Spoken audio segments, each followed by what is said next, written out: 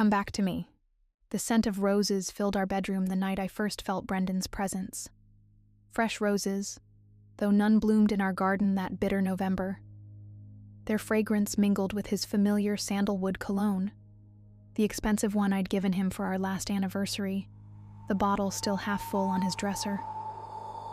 My heart lurched against my ribs as warmth enveloped me, as tangible as his embraces had always been. Brendan. The name escaped my lips like a prayer, barely disturbing the stillness of the room. The roses grew stronger, and with them came a whisper of wind through the perfectly still air, carrying the ghost of his laughter.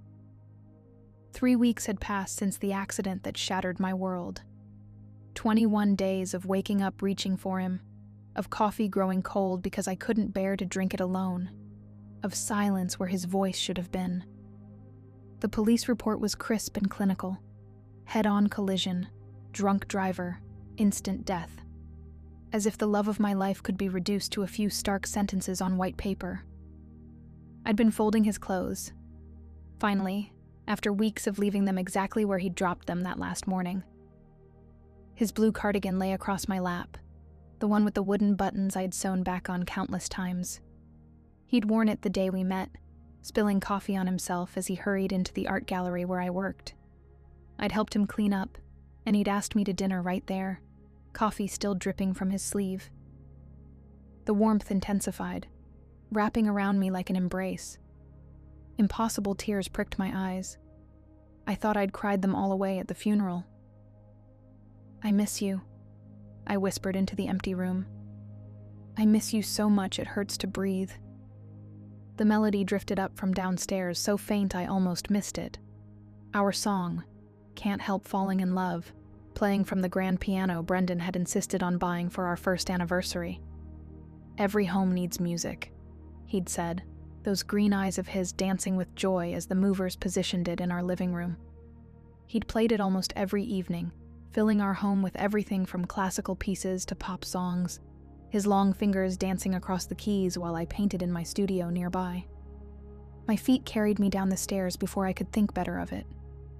The piano sat untouched, gathering dust, yet the music grew stronger with each step. As I reached the bottom, a single key pressed itself, striking a clear, resonant note that hung in the air between worlds. "This isn't happening," I murmured, pressing my palms against my temples. But even as denial formed on my lips, I felt it. The distinctive brush of fingers through my hair, exactly as Brendan used to do when he passed behind me. Quiana. My name, breathed in his voice, soft as a summer breeze and rich with love. I spun around, searching for something, anything. The room remained empty, but the air felt thick with possibility. That was the beginning. The signs multiplied as days passed. Coffee brewed itself every morning at exactly 7, just as Brendan had always said it. The scent of paint and turpentine wafted from my abandoned studio, where my easel stood waiting with a blank canvas. Lights flickered in patterns too precise to be accidental, spelling out "love you" in Morse code, a game we'd played during long-distance phone calls early in our relationship. My sister Geraldine's concern grew with each story I shared. "You need help, Q," she insisted over lunch, worry etching lines around her eyes. "This isn't healthy. Brendan wouldn't want you living in denial." But how could I explain that these moments weren't denial? They were the only thing keeping me whole. That feeling Brendan's presence, however impossible, made breathing possible again. Maeve found me on a rain-soaked evening when the veil between worlds felt particularly thin. She appeared on my doorstep like something from a fairy tale, her silver hair caught up in an artfully messy bun, wearing a dress that seemed to shift colors in the porch light. "Your husband is quite the romantic," she said by way of greeting, her Irish lilt warm with amusement. "He's been leading me here for days, leaving trails of light like breadcrumbs. May I come in?" I should have closed the door. Instead, I stepped aside. Maeve moved through our home with purpose, pausing at spots where memories hung heaviest. The kitchen where Brendan and I had slow danced at midnight. The window seat where we'd planned our future. The wall where our wedding photos caught the last light of day. Your love story has created quite a stir on the other side, she explained, settling into Brendan's favorite armchair.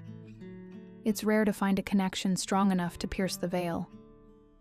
Rarer still to find one that holds after death. You can see him.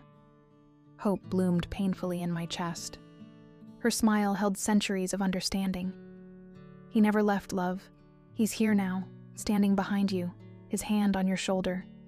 He says to remind you about the fireflies. My breath caught. Our first kiss had been on a summer night, surrounded by their dancing light. We'd joked that they were nature's fairy lights, celebrating with us. Later, he'd proposed in the same spot, fireflies creating a natural constellation around us. He's caught between worlds, Maeve continued, her expression growing serious. Your grief, your love, they're anchoring him here. But it's dangerous for a soul to linger too long in this space. The pain, she hesitated. It could consume him entirely. What can I do? I asked, desperate to protect him even now. Learn to live again, she said simply. He's trying to show you how. That night, I dreamed of Brendan with startling clarity. We stood in my art studio, morning light streaming through the windows. He looked exactly as I remembered, dark curls falling over his forehead, green eyes bright with the mischief I'd fallen in love with. You stopped painting, he said, running his fingers over my dusty brushes. I stopped breathing when you died. His smile held a universe of tenderness. That's not what I asked you to do. You didn't ask for anything. You left. The words tasted of grief and anger.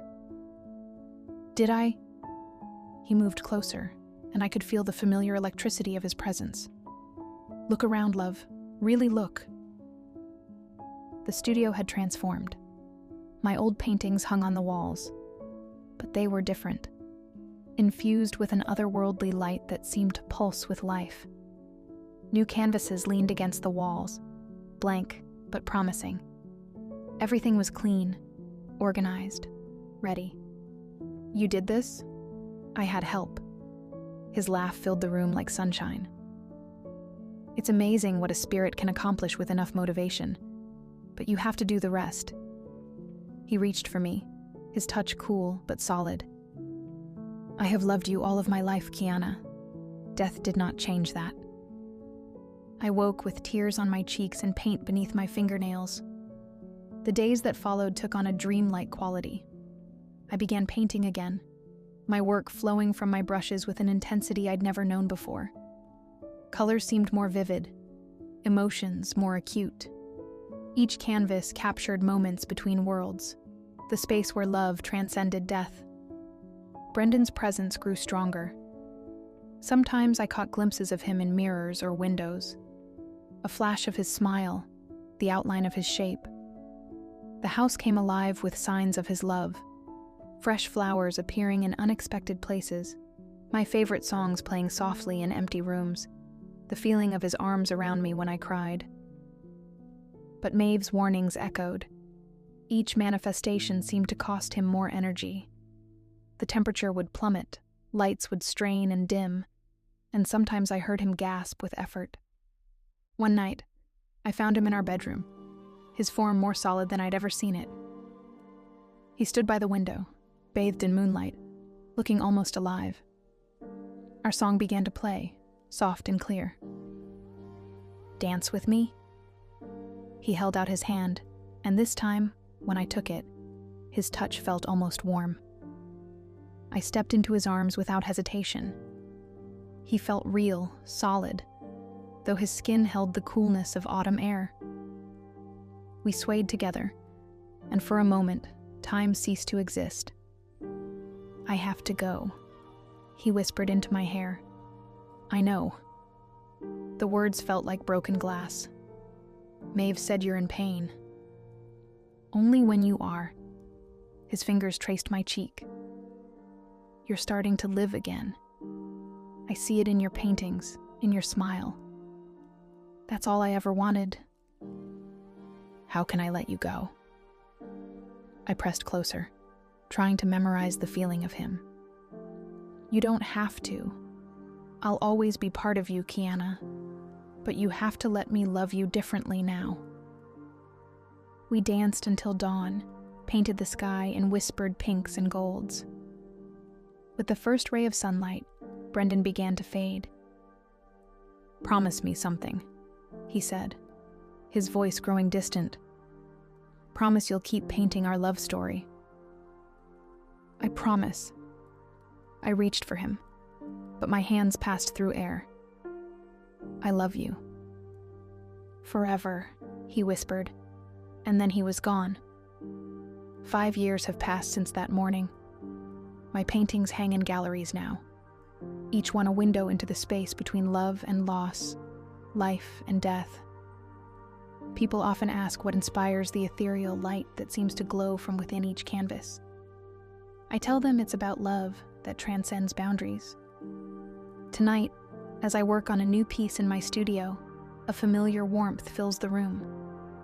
A single firefly drifts through the air, its light pulsing with impossible brightness. It lands on my easel, illuminating the canvas where I'm painting our last dance. I don't need to see Brendan to know he's here, watching over me, loving me in his new way. Some loves, I've learned, are strong enough to transform rather than end. They become the light that guides us home, the warmth that keeps us going, the magic that turns grief into grace. The firefly rises, dancing through the air like a star come down to earth. Its light reminds me of the truth Brendan taught me. Love doesn't die. It simply learns to speak in whispers, in memories, in the quiet moments between heartbeats. And sometimes, if we're very lucky, it learns to shine like fireflies in the dark, guiding us home to the love that never truly leaves us.